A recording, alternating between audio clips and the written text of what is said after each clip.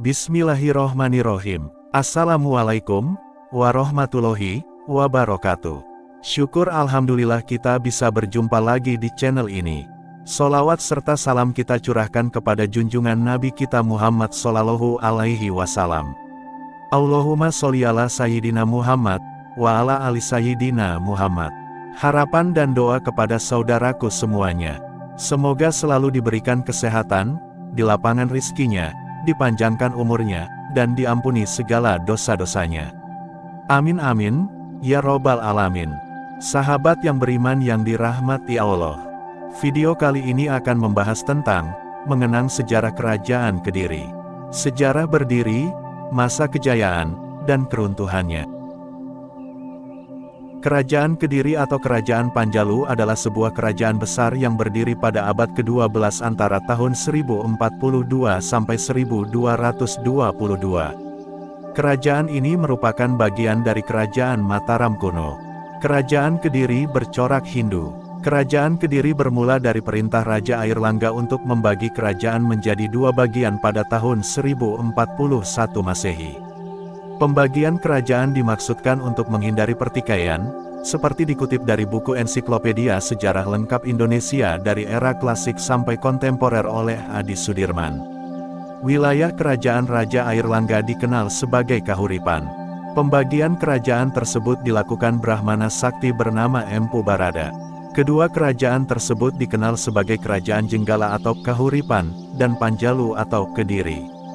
Kerajaan ini dibatasi oleh Gunung Kawi dan Sungai Brantas, seperti dikisahkan dalam Prasasti Mahaksupya 1289 Masehi, Kitab Negara Kertagama 1365 Masehi, dan Kitab Calon Arang 1540 Masehi. Pada awal masa perkembangan, Kerajaan Kediri tidak banyak diketahui orang. Prasasti Turun Hyang II yang dikeluarkan Kerajaan Jenggala hanya memberitakan adanya perang saudara antara Jenggala dan Kediri sepeninggal Raja Airlangga. Sejarah Kerajaan Kediri atau Panjalu mulai diketahui oleh adanya prasasti Sirah Keting tahun 1104 atas nama Sri Jayawarsa. Sebelum Sri Jayawarsa, hanya Raja Sri Samarawijaya yang diketahui. Letak kerajaan-kerajaan Kediri yakni di daerah Jawa Timur. Kerajaan Kediri berpusat di Daha, atau sekitar kota Kediri sekarang. Pusat kerajaan Kediri tersebut terletak di tepi Sungai Brantas, yang masa itu sudah menjadi jalur pelayaran yang ramai.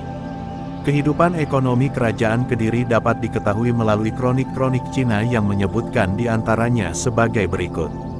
1. Kediri menghasilkan banyak beras.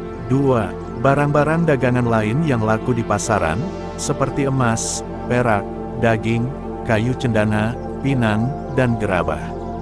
3. Telah menggunakan uang yang terbuat dari emas sebagai alat pembayaran atau alat tukar. 4. Posisi kerajaan Kediri sangat strategis dalam perdagangan Indonesia Timur dan Indonesia Barat dengan kota pelabuhannya. 5. Pajak rakyat berupa hasil bumi. Masyarakat Kediri tidak menganut sistem kasta, seperti disampaikan dalam kitab Lubdaka.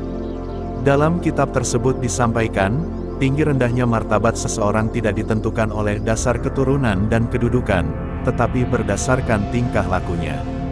Masa kejayaan Kerajaan Kediri terjadi pada kepemimpinan Jayabaya. Jayabaya dikenal dengan kepemimpinan politik dan ramalan-ramalannya yang dibukukan dalam Jongko Joyoboyo. Di samping itu, sikap merakyat dan visi Jayabaya yang jauh ke depan membuatnya dikenang. Runtuhnya Kerajaan Kediri terjadi pada masa kekuasaan Raja Kertajaya, seperti dikisahkan dalam kitab Pararaton dan Nagara Kertagama.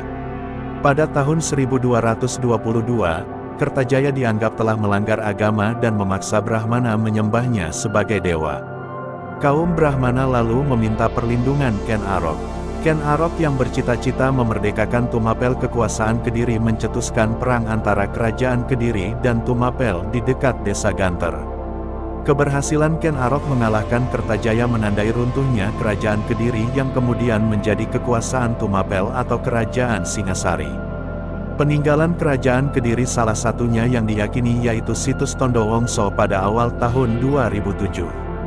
Sejumlah arca kuno peninggalan Kerajaan Kediri yang ditemukan di Desa Gayam, Kediri tersebut tergolong langka karena untuk pertama kalinya ditemukan patung Dewa Siwa Catur Muka atau bermuka empat.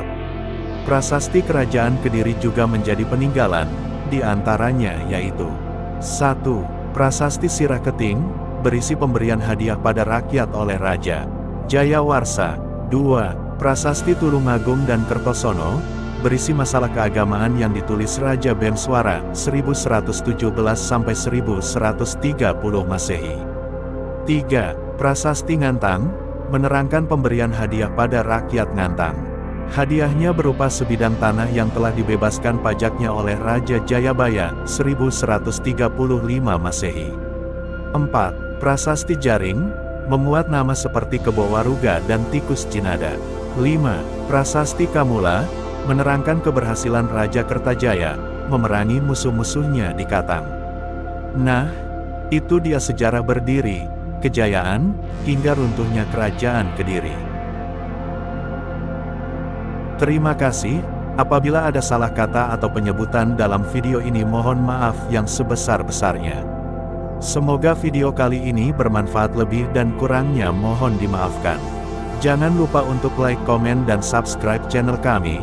Sampai jumpa di video berikutnya. Terima kasih. Wassalamualaikum warahmatullahi wabarakatuh.